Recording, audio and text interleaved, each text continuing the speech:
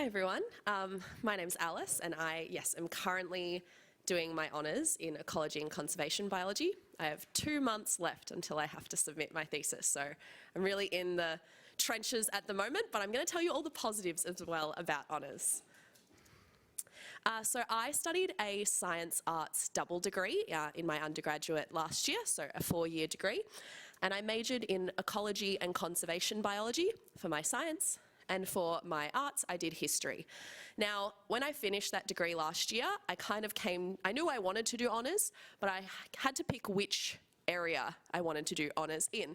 And so, with the 2 different parts of my brain, science has triumphed and it won, but I will always love history and always love an arts degree, even though the government maybe tells us that they're useless, they're not. I love an arts degree. But that led me as well to doing a research unit in honours, a research unit Bio 3990 in my undergrad, and that was my taste of a science project because, as I said, I'd loved arts, I'd loved history, but I really wasn't sure about what studying in science would look like. So I undertook a project that was a rapid evidence review.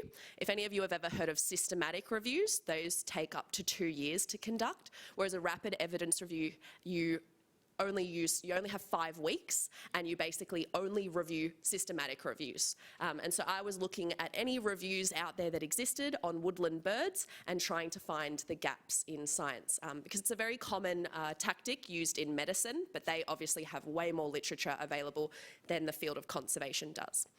And that led me as well to work with Jessica Walsh, who I basically reached out to via email and said, hey, I'd love to do Bio 3990 with you. Can we sit down for a cup of coffee and can you tell me what your interests are? And that's as simple as it is reaching out to a supervisor, finding out what they're currently working on, and then linking that to something you enjoy.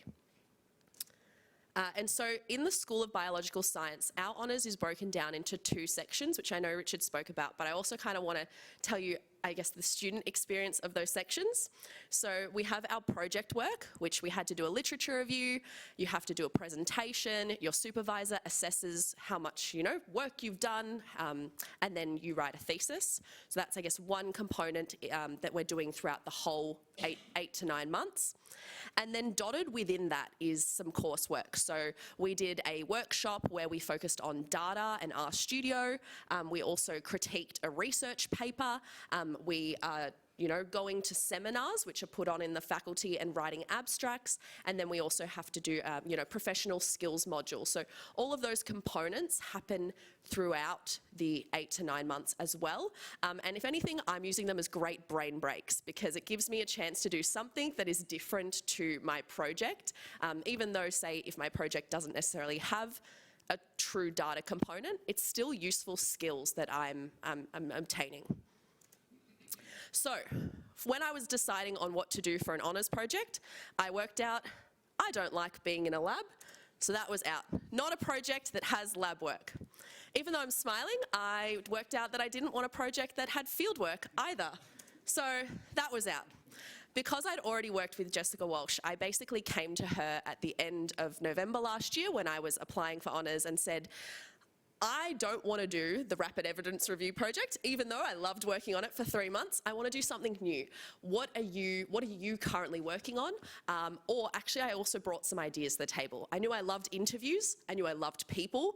I also like surveys. I like being able to work with government or organisations, and so that's how we were able to design my project for honours. Slightly different, as usually honours is you kind of join a supervisor's current project they're working on, but if you are someone that has any ideas, don't feel afraid to share them with a person in the faculty. So I have now 2 supervisors, Dr. Carly Cook and Dr. Jessica Walsh, and we are developing a survey tool which combines both interviews and surveys itself.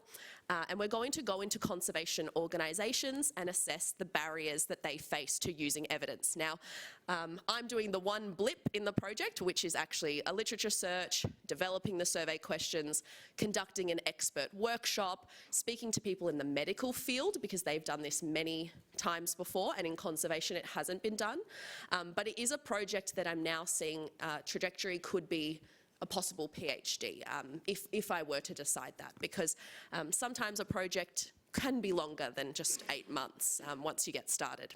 But it's definitely more of a social science honours, because I have no data that means I have to be in our studio creating graphs. So if you are someone that doesn't like coding, there's always different projects for different personalities. And then I wanted to talk about a benefit of honours, and that is the people. I have absolutely loved my cohort for honours, and I don't think we all would have gotten through it without each other. And I think you don't have to be, the most confident person in the room, but we in the School of Biological Sciences do have a lounge, and we just get together and we do trivia nights, or we go into the city and play board games, or we just get involved with each other, go to the football, celebrate each other's birthdays by bringing cake, make weird memes of people on killer whales, and it's just a fun time. And I think if you're in a cohort, you can feel like you want to do your project at home because it's an individual project, or you might be in the lab all the time, or you might be in the field. So yeah, it's a really good benefit, the people.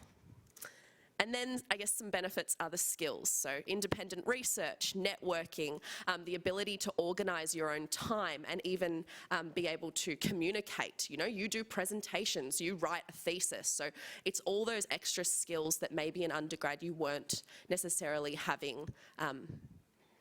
And the networking is really cool because you are in a lab group and you do get to, hear what the PhD students are working on, meet with people at the seminars. So it's a really good opportunity to just find out what else is in there in science for you. So my post-honours plans next year is travel, because I've been going, this is year 5 and I would love a break. But I also do like the idea of a PhD, because I have been working on my project for an entire year and I would love to see it through and maybe finish it off in 2025. But I guess we'll see what happens once I finish a bit of travel next year. And then I guess environmental consultancy or government jobs would be sort of the final place I would see myself, is maybe working in the industry, maybe working in some of the organisations I survey. Who knows? And then I have some tips for you all. So I think find a project you're passionate about. It is an entire year. You don't want to get to August and be thinking, wow, I really should not have picked this project. I don't want to be in a lab. I don't want to look at another fly ever again. So really pick a project that speaks to you. Connect with your cohort. They are the people you can rant to when your supervisor isn't emailing you back fast enough. So please use them as the people that you can rely on. Attend your lab meetings, speak to the PhD students, find out what they're doing. They go to conferences, they work with other academics. They are very helpful in terms of where you could go in the future. Have a good relationship with your supervisor or supervisors. It's really fun when you get to, hear about what they do in their life, and it's not necessarily, obviously it's a professional relationship, but then you get to connect with them as well and learn more about them, and you have more fun. And then yes, work hard as well, have a good time. And that's all I wanted to say. Thanks so much.